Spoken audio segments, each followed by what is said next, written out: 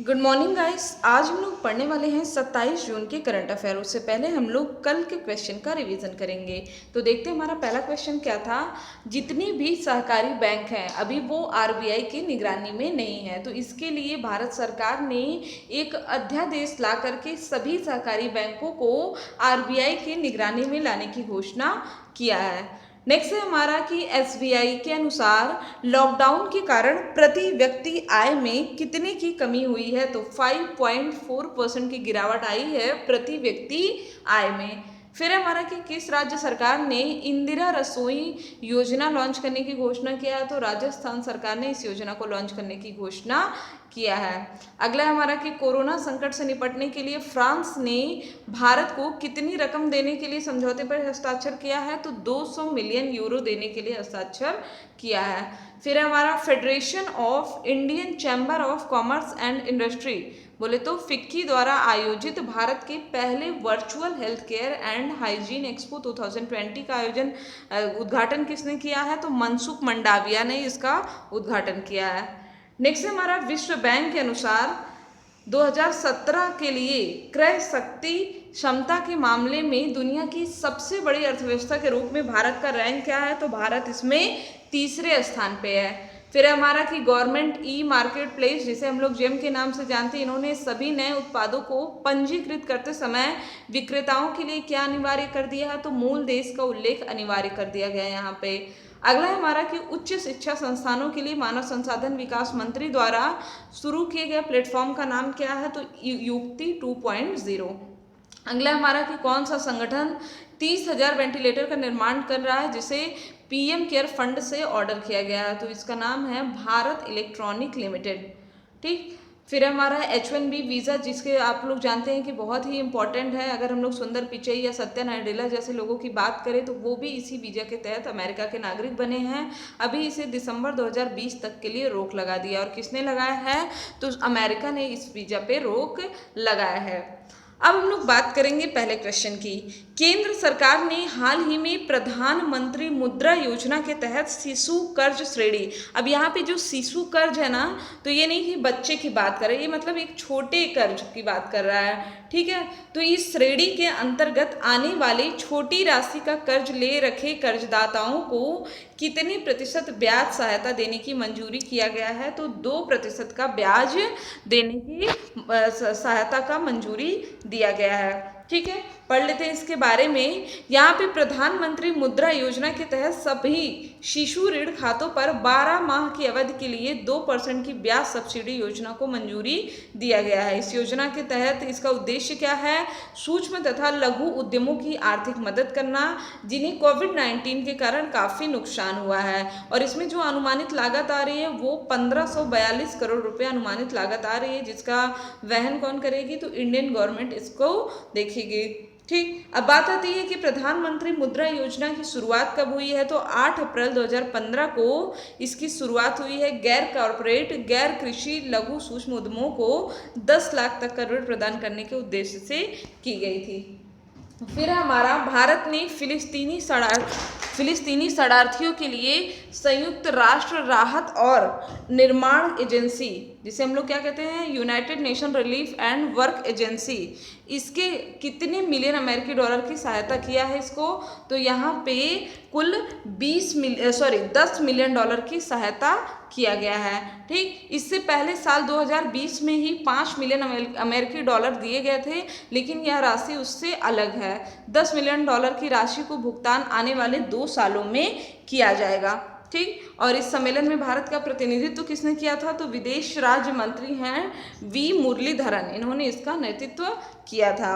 अगला क्वेश्चन है हमारा, ई पंचायत पुरस्कार 2020 का प्रथम पुरस्कार किस राज्य ने जीता है, तो यहाँ पे किसने जीता है, हिमाचल प्रदेश ने। अच्छा, पंचायत पुरस्कार की बात आई है तो कुछ क्वेश्चन याद कर लेते हैं। जैसे एक क्वेश्चन आता है, बलवंत राय मेहता समिति किससे संबंधित है, तो पंचायती राज व्यवस्था से संबंधित है बलवंत राय मेहता समिति। इन्हीं की सिफारिश में सबसे पहले भारत में राजस्थान के नागौर जिले में पंचायती राज व्यवस्था की शुरुआत हुई थी।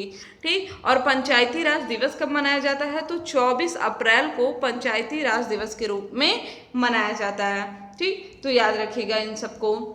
चलिए देखते हैं यहाँ पे राज्य की कुल, हिमाचल प्रदेश राज्य की जो 3226 पंचायतें हैं, इसमें इंटरनेट की सुविधा प्रदान की गई है और लोग यहाँ विभिन्न ऑनलाइन सेवाओं का उपयोग कर सकते हैं। इन पंचायतों में परिवार रजिस्टर, जन्म, मृत्यु और विवाह के पंजीकरण जैसी विभिन्न सेवाएं ऑनलाइन पंजीकृत की गई हैं। ठीक है, तो इस वजह से आप देख रहे हैं कि जब चीज़ों को थोड़ा सा हाईटेक करेंगे तो ऑब्वियस सी बात है इनोवेटिव बनाने के लिए आपको अवार्ड मिल सकता है। ठीक, अब हिमाचल प्रदेश की बात आई है तो यहाँ के सीएम कौन है? जयराम ठाकुर हैं। राज्यपाल हैं बंडारू दत्तात्रेय। और अगर हम लोग केंद्रीय पंचायती राज मंत्री की बात करें तो नरेंद्र सिंह तोमर हैं। ठीक, अगला क्वेश्चन हमारा, केंद्रीय मंत्रिमंडल ने उत्तर प्रदेश के किस एयरपोर्ट को अंतर्राष्ट्रीय हवाई अड्डा घोषित करने के प्रस्ताव को मंजूरी दिया है? तो इसका नाम क्या है? कुशीनगर एयरपोर्ट। ठीक है, आपको पता है कि कुशीनगर जगह, अच्छा बताइए हमारे किससे संबंधित है? जब भी अगर आप चाहे यूट्यूब की बात करें, चाहे वेबसाइट, चाहे एप्लीकेशन, तीनों जगह आपको अवेलेबल मिलेगा हिस्ट्री का क्लास। और हिस्ट्री में भी कौन सा? प्राचीन इतिहास का जब आप क्लास देखेंगे तो उसमें आपको बौद्ध धर्म के बारे में डिटेल से पढ़ाया गया है। और ऐसा नहीं कि सिर्फ पढ़ाया गया, ये टॉपिक जो है ये एग्जाम पॉइंट ऑफ व्यू से काफ़ी ज़्यादा इंपॉर्टेंट भी है। ठीक है, तो क्वेश्चन पढ़ाने से पहले मैं आपको थोड़ा सा रिवाइज करवा देती हूँ। किसके बारे में? बौद्ध धर्म के बारे में, क्योंकि इसको अंतर्राष्ट्रीय हवाई अड्डा जो घोषित करने का प्रस्ताव मंजूरी दिया गया, उसका रीज़न क्या है? क्योंकि यहाँ बौद्ध धर्म से जुड़े बहुत ही इंटरनेशनल लेवल के पर्यटक आते हैं। ठीक, तो बुद्ध का जन्म कहाँ पे हुआ था? कपिलवस्तु के निकट लुम्बिनी में इनका जन्म हुआ था।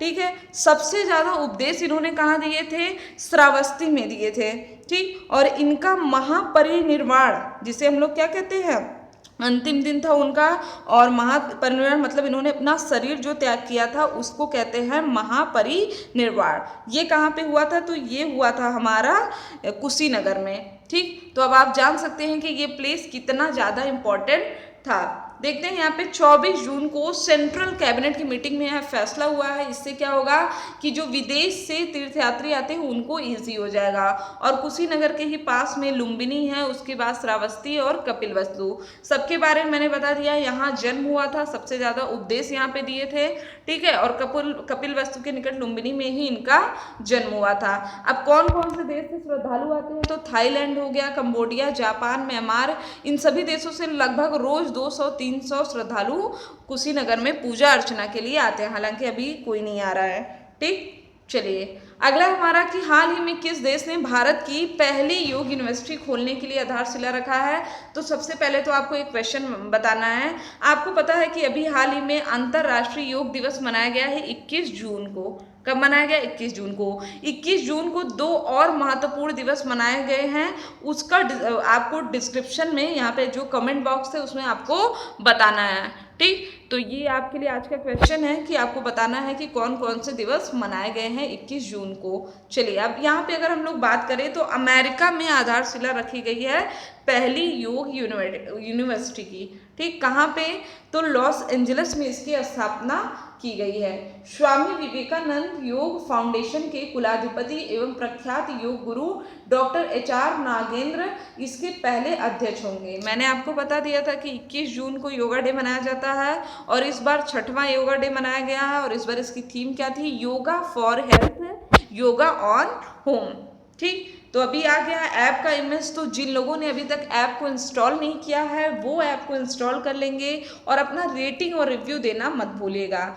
कोई भी सब्जेक्ट आपको पढ़ना है, किसी भी एग्जाम की तैयारी कर रहे हैं, उसका प्रीवियस ईयर चाहिए, मॉक टेस्ट चाहिए, सभी चीज़ें आपको यहाँ पे अवेलेबल होंगी। चाहे वीडियो क्लास हो, चाहे आपका सब्जेक्ट वाइज क्लास हो कि पर्टिकुलर फिजिक्स का हो गया, साइंस का हो गया, हमारा ज्योग्राफी हो गया, सभी क्लासेस यहाँ पे मिल जाएंगी। अगला हमारा ब्लड सर्विसेज। होता क्या है कि देखिए कहीं भी ब्लड सर्विस की ज़रूरत है, जब होता है मैक्सिमम एक्सीडेंट के टाइम में ज़रूरत पड़ता है। ठीक है, कि अर्जेंट में जब खून की कमी हो जाती है तो ब्लड चढ़ाना होता है। ठीक है, तो अपनी इसी सब समस्या को सॉल्व करने की कुछ ऐसा फैक्टर बनाया जाए जिससे ये चीज़ें ईजी हो जाएँ।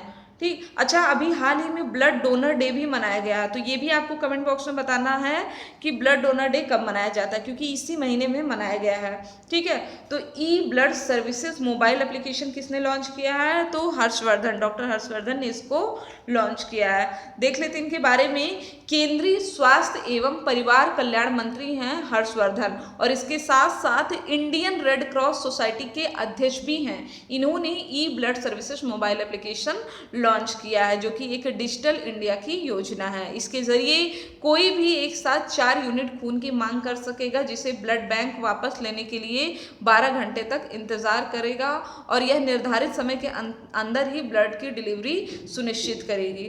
ठीक, तो कोविड-19 महामारी के कारण काफ़ी ज़्यादा प्रॉब्लम्स आ रही है, तो इनके लिए लाभप्रद है जिनको ब्लड की ज़रूरत पड़ती है इमरजेंसी में।